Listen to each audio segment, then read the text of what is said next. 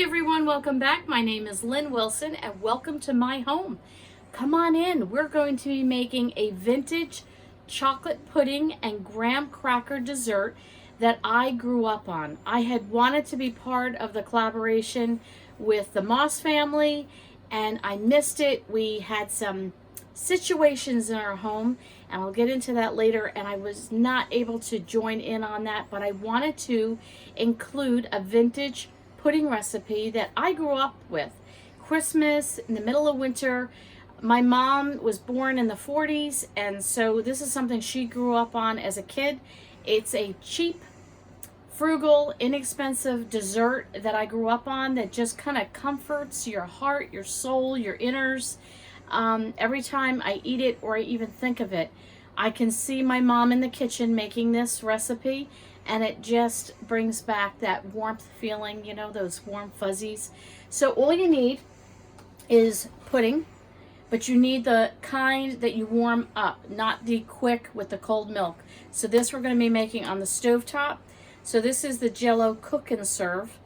And you can use chocolate pudding or butterscotch. I prefer the butterscotch. I don't know, I like it better, but it is impossible to find in my area. You need some graham crackers. These are the Aldi's brand. They're only 85 cents a box. You're going to need a bowl of some sort, and I have my Christmas dishes here. Something like this, if you have a low-lying bowl, is better for the way the crackers are going to fit. And you need your milk, and it calls for 2 cups of milk. So I'm going to bring it over to the stove top and let you see what I do. I'm going to pour my 2 cups of milk into a pot, nothing fancy here. And then we're going to add our Jell-O pudding. It doesn't have to be Jell-O brand, but whatever. I think Mighty Fine, I think that's the brand that my mom used to buy, but I have not been able to find this kind of pudding. So again, this is the Jell-O, and it says cook and serve. So you want to find some kind of chocolate pudding or butterscotch pudding that's cook and serve. Again, Mighty Fine is the one I grew up on. Now we're just going to stir this pudding up until it's rich and delicious, and I'll bring you back and let you see what that looks like.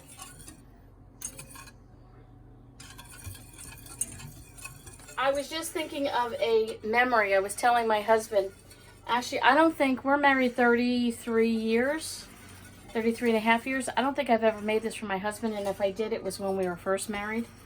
And I don't know why I've been so nostalgic lately just thinking about stuff, but I'm reading on the box and it says bring to a boil on medium heat, stirring constantly.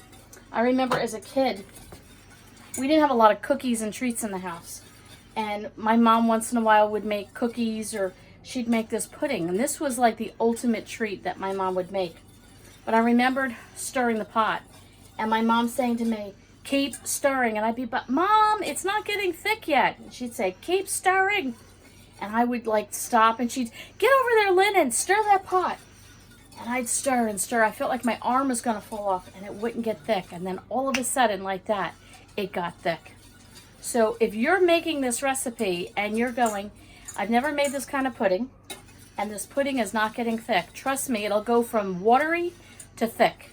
So we'll bring you back once my arm falls off from stirring, and I'll show you what it looks like. Okay, it's just, you can actually feel it. It starts to get like this jello-y kind of feeling. I'm going to keep stirring. All of a sudden, it's going to get thick. It's going to be just right. Let me show you over here in the bowls. I just have 2 graham crackers. You just lay them down. This is a cheap and frugal, delicious dessert. So this is all you're going to do to start first of all. All right, come back here. Let's look at this pudding. You can start to see it's thickening up. It's hard to, it's funny. You actually get to know the feel of it. I feel like I'm a little kid again stirring my mother's pot of pudding. All right, let's see. Almost there, guys. Almost there. Now the trick to this is you eat the pudding hot. I know most people make pudding and they cool it in the refrigerator, but this recipe is for hot pudding and graham crackers. Now you see that? Oh, see that? Oh yeah. Let me just stir it for another minute or 2. Okay, look at that. Can you see that consistency? You have your graham crackers here, and here you're going to assemble it. You're going to take your hot pudding and you're going to pour it over top. just like so. And then you're going to do another layer of your graham crackers. And you're going to take your hot pudding again, and you're going to pour it over top like so. And you're going to eat this as is with a nice, probably glass of cold milk if you prefer, or something like that. But it's hot pudding. And I remember as a kid, we would take a little, let me grab a spoon here like this. And I remember as a kid blowing on it. We were so anxious to eat it. Oh man. Oh, the memories of being a little girl. There's nothing like hot pudding. Oh my goodness, this is so good. Listen guys, we have Christmas movies in our living room going on right now. We've got a homemade vintage chocolate pudding dessert. I wish you could join me, but I'll bring you back in a little bit. We're going to be doing some gift basket reveals, showing you what's going in these baskets. Oh, excuse me for a few minutes while I enjoy this, and I'll catch up with you.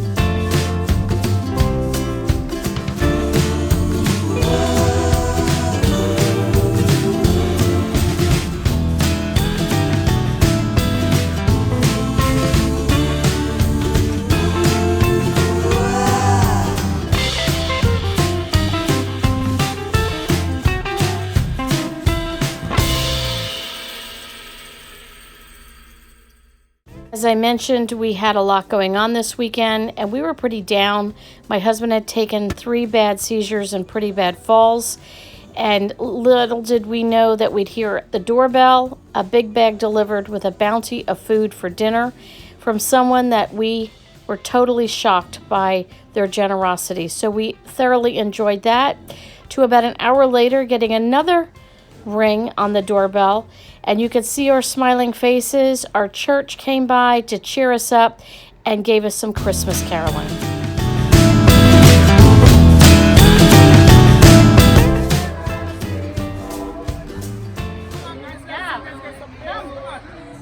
And then we were able to enjoy a Christmas celebration of music and message on YouTube from our son's church.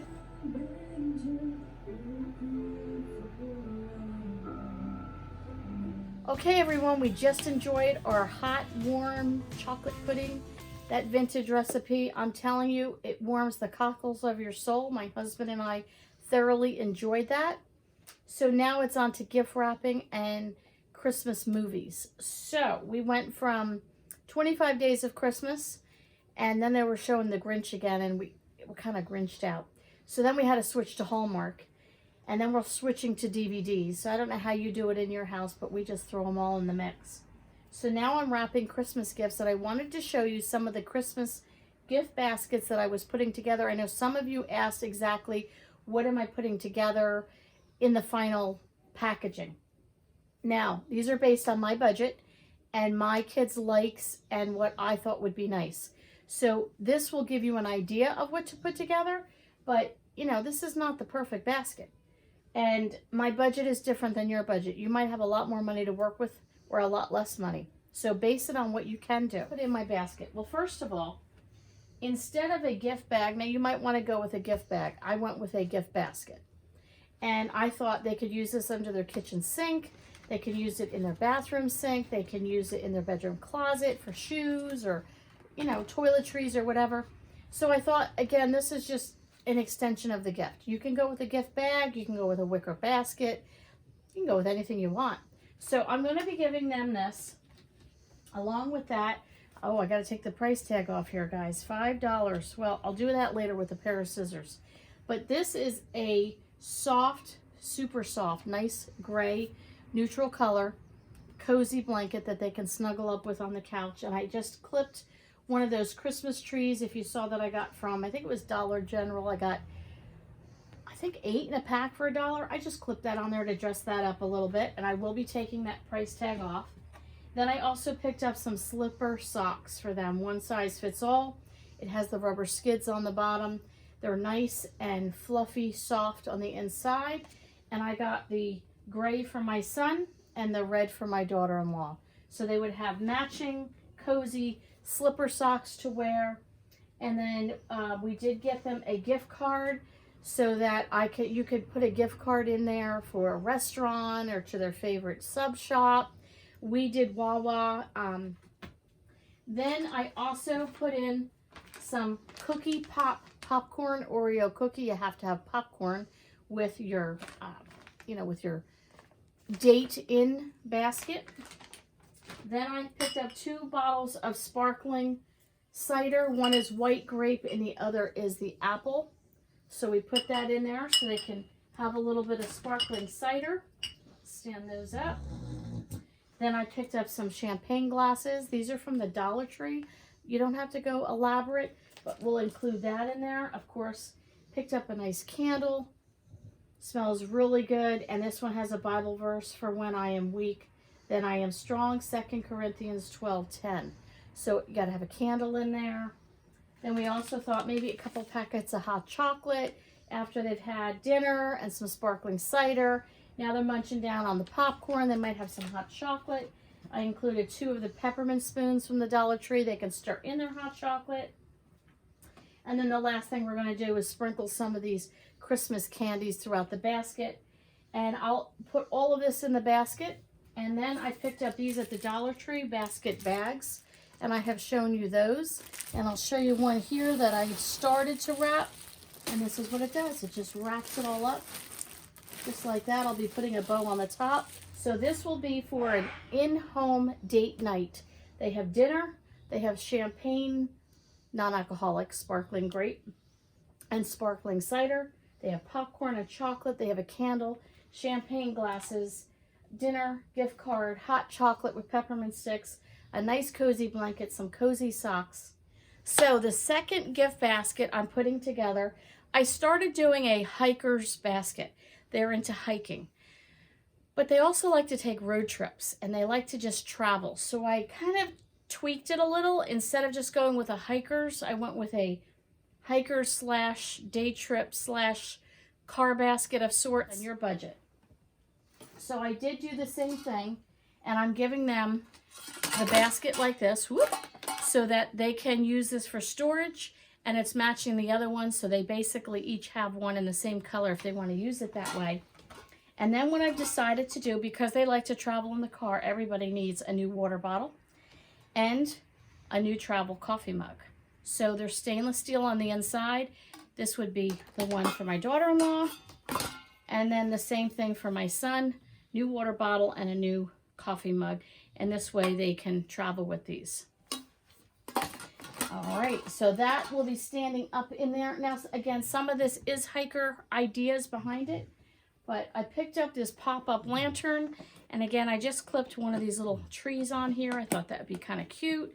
And it's one that you pump, so they have a lantern. Whether they use it in their car, if the car breaks down, they use it on a hike, in their backpack. There are 2 lanterns in here. They can use this if the electric goes out in their apartment. Some other fun things I'll run through. I did pick up chapstick. Any hiker would need some chapstick. A hiker could use sunblock 50 if they're going hiking, like they like to go in Arizona and the Grand Canyon and all that. I picked up 2 flashlights, one for him, one for her, and they are the pump kind. Same idea as the pump lantern. You don't need batteries. You can pump them. They can put this in their backpack, in the glove compartment, in their travel bags, you know, for work or backpacks, anything like that. So they'll have those. I picked this up, which is an 8-in-1 multi-knife. Scissors, knife, can opener, Phillips screwdriver, nail file, bottle opener, flat screwdriver, and corkscrew. So again, hiking, something like that would be helpful. I thought maybe 2 of these single sun-kissed you add to a water bottle for flavor. Sometimes you just want something other than water. Picked up 2 kinds of wipes. One, it says removes deep down dirt, sweat, and impurities on the go. So if they are hiking, 25 towelettes. I thought that would be quite nice. Then this is a double pack here of travel wipes, antibacterial. These are from the Dollar Tree. I figured gloves. You know what? Whether you're hiking or you're just traveling, everybody can use a new pair of gloves. To go with the gloves, I picked up hand warmers. So one for each hand, 2 sets there, one for his and one for hers. And then we threw in some snacks. Again, traveling in a car or hiking, put in your backpack a coconut protein bar, a chocolate chip granola bar, a Kind energy bar, and then some dark chocolate dessert hummus. Sound yummy? Sounds good to me. Okay, so this will be my hikers slash day trip travel in the car gift basket. These are for 2 older kids that are married. They're married 7 years. You know, their home is set up. So I'm trying to come up with ideas that are themed, that are practical, that they would use, but something kind of fun. And oh wow, like that wow when you open it and you go, I never would have thought of that. That's the kind of gift I was trying to pull together for the 2 of them. So I would love to hear a comment from you. Give me a thumbs up. Don't forget to subscribe. Merry Christmas. We'll be seeing you over the next few days before Christmas. I hope you enjoyed this last minute gift idea, and we'll catch you on the next video.